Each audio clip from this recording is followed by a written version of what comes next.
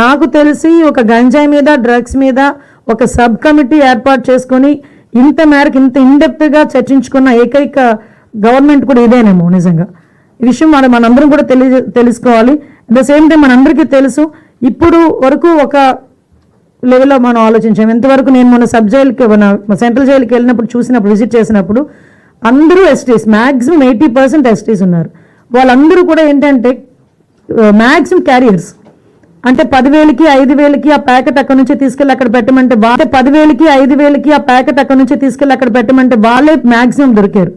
వాళ్ళకి కూడా 11 నెలలు 12 నెలల నుంచి బెయిల్ ఇచ్చేవాళ్ళు కూడా ఎవరూ లేక కుటుంబాలన్నీ బయట ఉండిపోయినా కూడా అక్కడ వాళ్ళు చాలా ఇబ్బందులు పడే పరిస్థితి అయితే కనిపించింది. 11 నెలలు 12 నెలల నుంచి రిమాండ్ ఖైదీలుగా చిన్నపిల్లలు నేను చూస్తే ఆశ్చర్యపోయాను. 15 సంవత్సరాల నుంచి 23-24 సంవత్సరాల లోపు ఉన్న వాళ్ళు 50% ఉన్నారు. 50% ఉన్నారండి.